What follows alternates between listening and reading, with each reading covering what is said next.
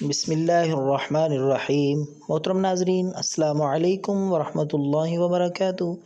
ناظرین، آج ہم اس ویڈیو میں آپ کو بہت ہی آسان سادہ سا گھریلو نسخہ خارش کے لیے، خارش چاہے پھوڑے پھنسیوں کی صورت میں ہو یا خشک خارش ہو، ہر طرح کی پرانی سے پرانی خارش کا جادوئی ٹوٹکا انشاءاللہ 3 دفعہ آپ یہ نسخہ استعمال کریں گے تو ہر قسم کی خارش، پھوڑے پھنسیاں، کھجلی، خشک خارش جس طرح کی بھی ہوگی اللہ کے فضل سے مکمل طور پر ٹھیک ہو جائے گی۔ تو سب سے پہلے میں اس مختصر چھوٹی سی ویڈیو میں بتانا چاہتا ہوں آپ کو، تاکہ آپ کا وقت بھی ضائع نہ ہو، تو آپ نے ڈالڈا گھی جو ہم ہنڈیا میں استعمال کرتے ہیں کھانے میں، تو 1 چمچ آپ نے لینا ہے۔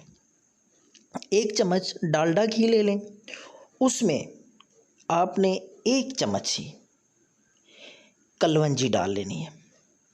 جتنی مقدار میں بتا رہا ہوں کوشش کریں کہ اس سے کم اور زیادہ نہ ہو۔ تو آپ نے 1 چمچ ڈالڈا گھی میں 1 ہی چمچ کلونجی، کالا دانہ، جو کہ بے شمار بیماریوں کا علاج ہے، حدیث پاک میں بھی اس کا ذکر ہے، بے شمار بیماریوں کے لیے اس میں اللہ رب العالمین نے جادوئی تاثیر رکھی ہے۔ لیکن اس نسخے میں اس کی افادیت بتانے کی بجائے صرف اور صرف خارش کے لیے اس کا طریقہ استعمال آپ کو بتا رہا ہوں۔ باقی کسی اور ویڈیو میں انشاءاللہ اس کلونجی کے کالے دانے کے فوائد میں ضرور بتاؤں گا، جو کہ بے شمار ہیں، ان گنت ہیں۔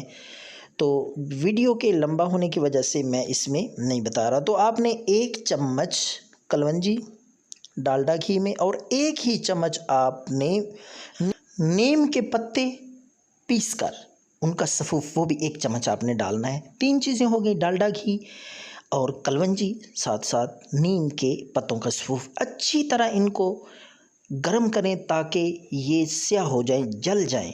جب کلونجی بھی اور یہ نیم کے پتوں کا سفوف بھی جل جائے تو آپ کی یہ خارش کی بے حد قیمتی مجرب دوائی تیار ہے۔ آپ نے رات کے وقت چاہے پھوڑے پھنسیاں ہوں یا خشک خارش ہو، آپ نے آہستہ آہستہ انگلی کے ساتھ لگانی ہے، مالش ہرگز نہیں کرنی، بالکل آرام سے آہستہ آہستہ لگائیں اور صبح اٹھ کے نہا لیں۔ انشاءاللہ 3 دفعہ یہ جادوئی نسخہ استعمال کریں گے، خارش کا نام و نشان نہیں رہے گا۔ دعاؤں میں یاد رکھیں۔ اللہ حافظ۔